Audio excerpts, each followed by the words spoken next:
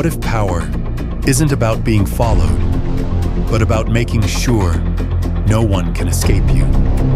Not influence, not leadership, control. Imagine a system where questioning is impossible, not because people agree, but because they're conditioned not to think. This isn't power people choose. This is power people live inside. The most dangerous part. When control is built perfectly, people don't even realize they've lost it.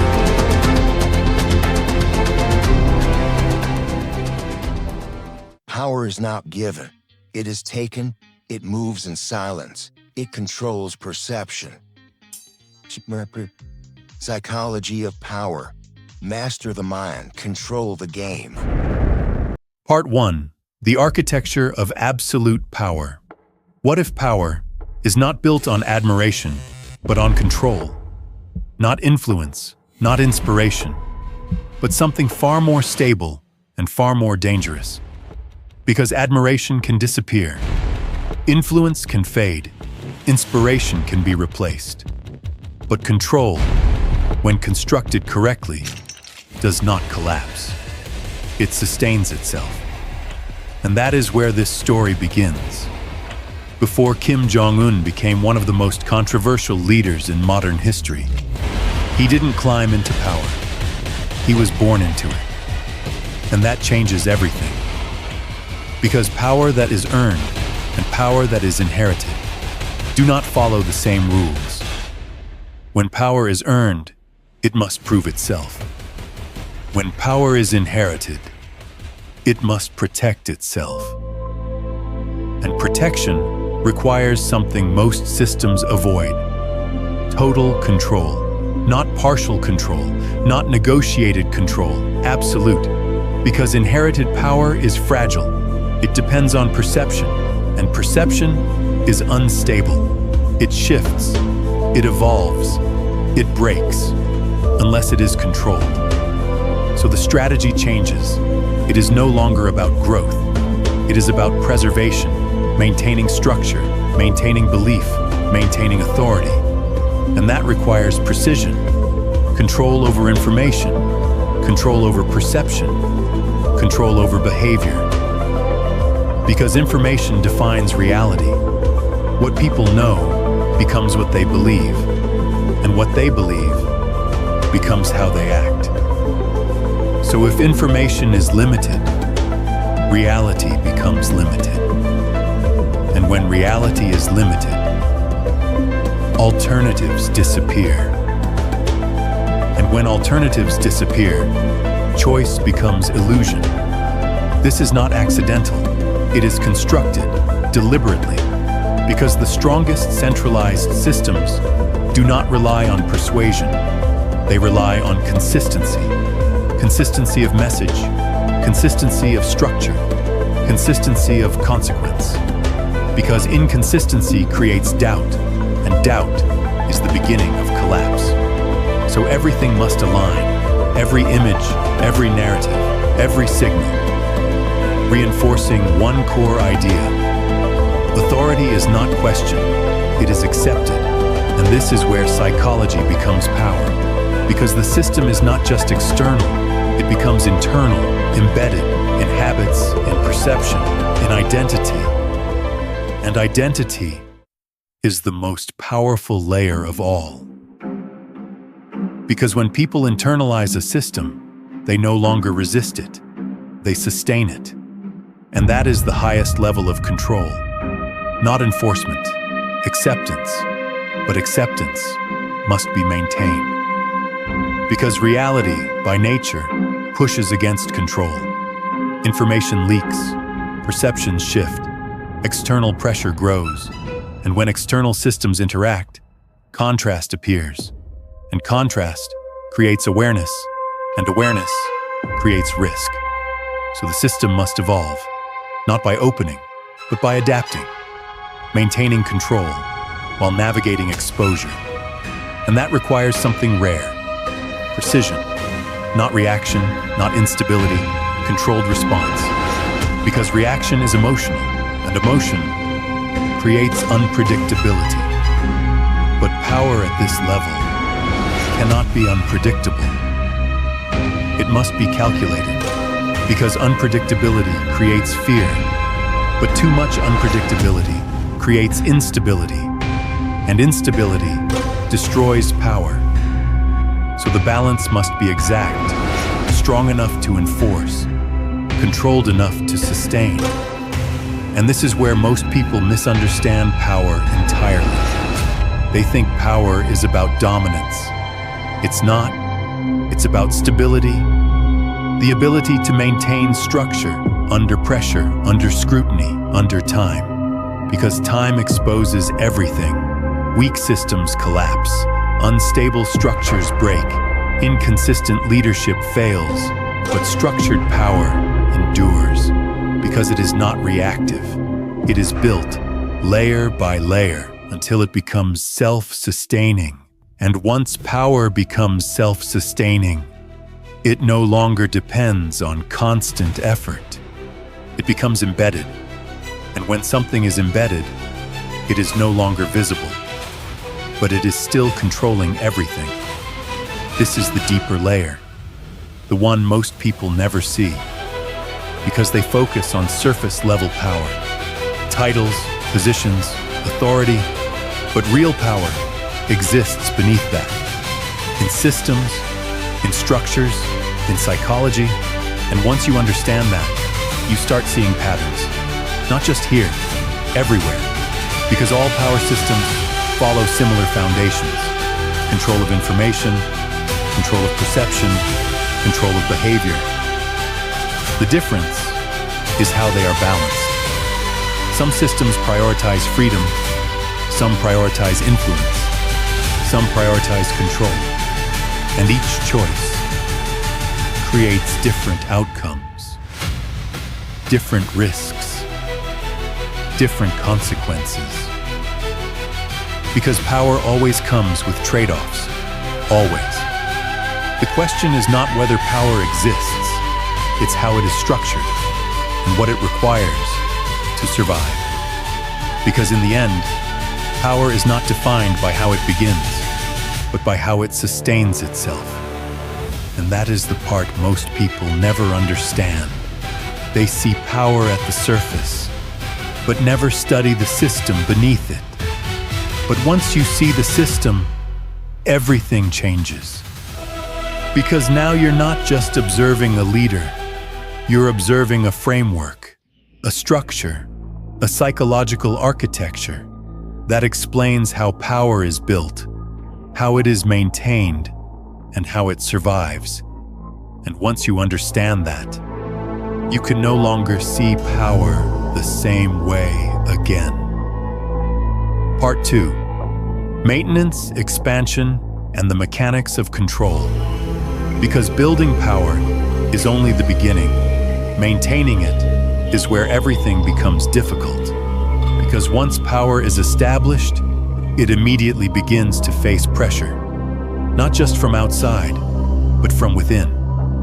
Systems weaken over time, structures drift, people adapt, and adaptation is dangerous. Because the moment people begin to think differently, the system begins to shift. And when the system shifts, control is tested.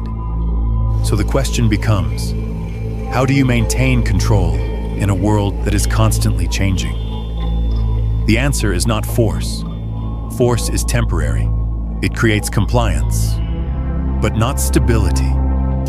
Real stability requires something deeper: reinforcement, constant, precise, uninterrupted.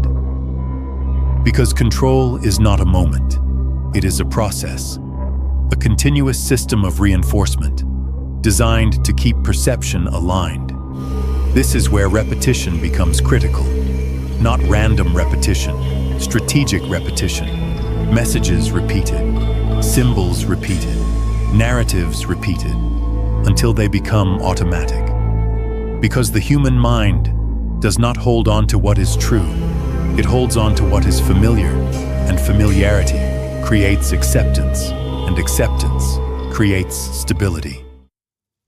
This is how power moves from external control to internal normalization, where people no longer question the system because it feels natural.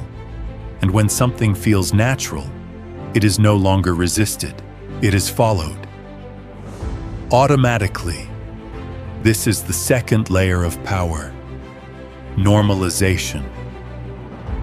But normalization alone is not enough, because even normalized systems face disruption, external influence, information leakage, global exposure, and this is where the system must expand, not physically, psychologically, expanding control mechanisms, expanding narrative consistency, expanding symbolic reinforcement, because symbols are one of the most powerful tools of control, not because they force behavior, but because they shape meaning.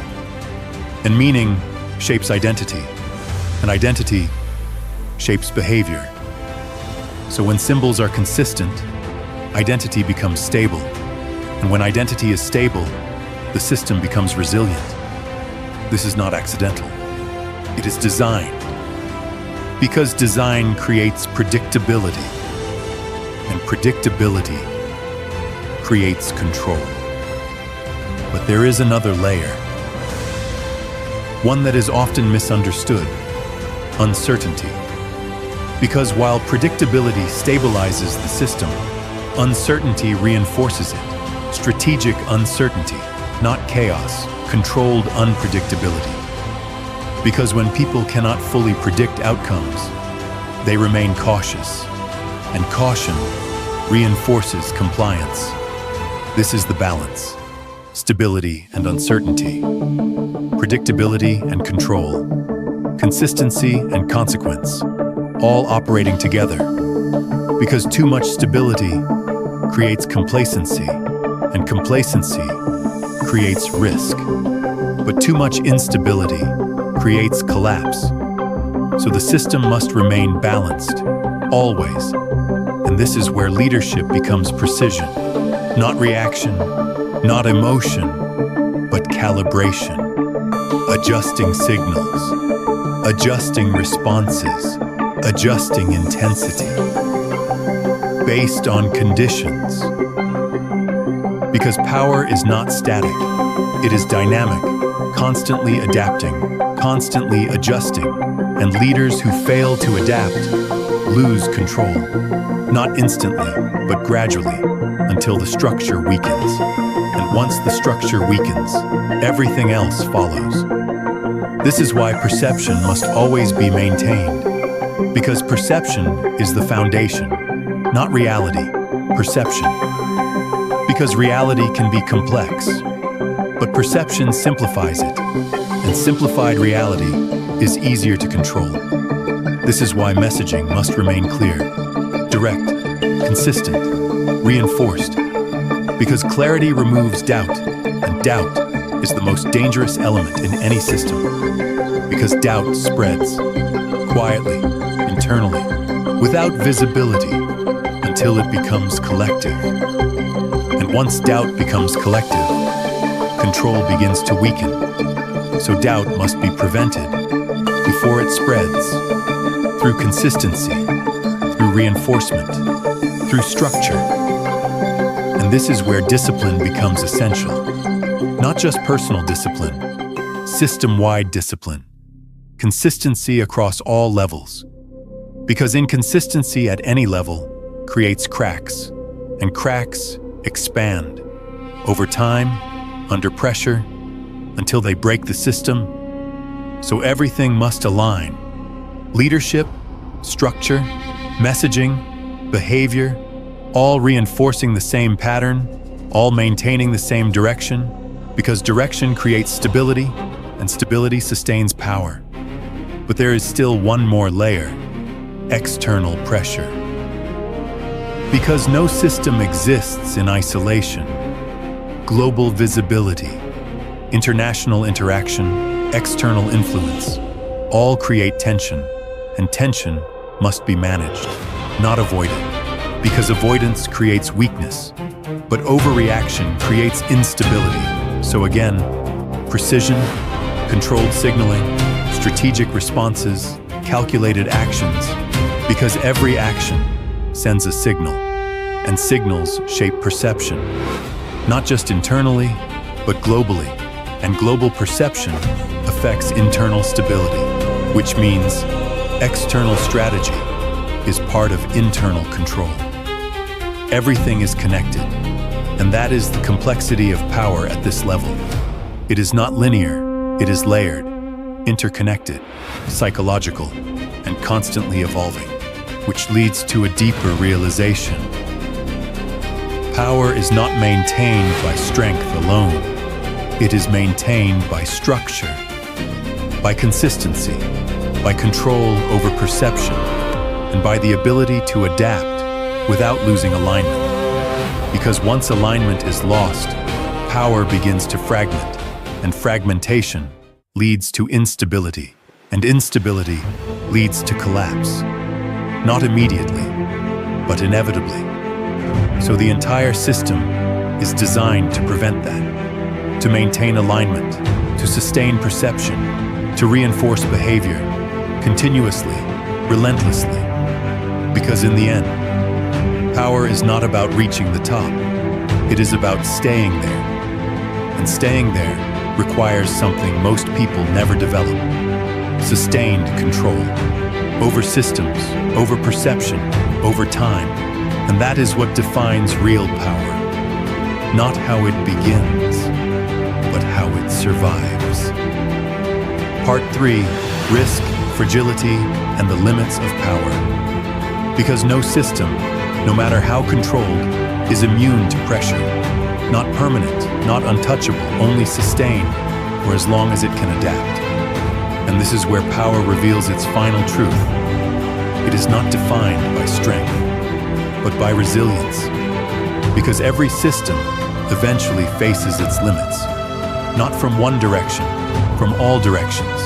Time, pressure, change, and change is the most dangerous force of all. Because control depends on stability, but reality is never stable. It evolves, slowly at first, then suddenly. And systems built on control must constantly resist that evolution.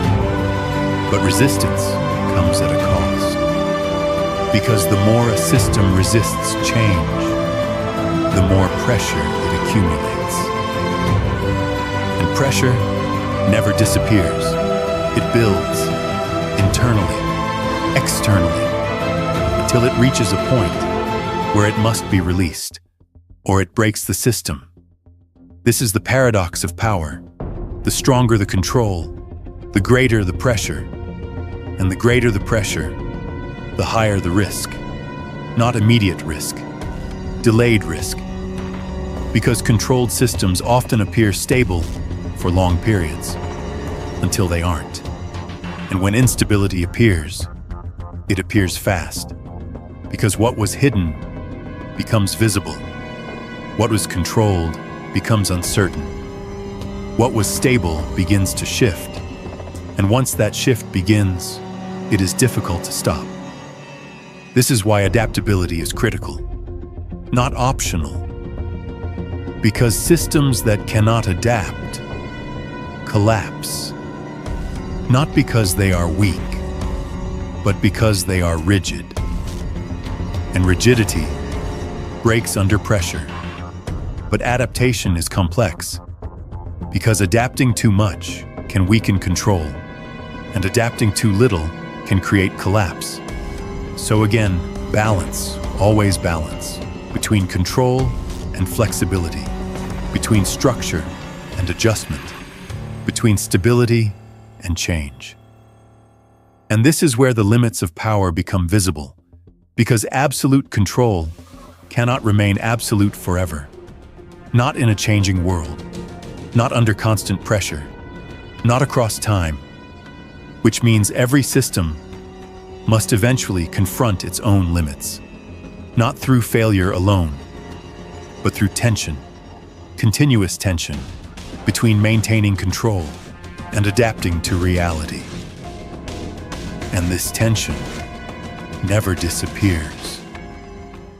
It only shifts. Sometimes visible, sometimes hidden, but always present.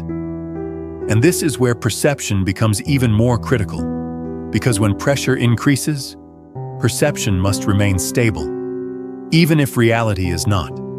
Because perception delays instability. It buys time to adjust, time to recalibrate, time to maintain structure.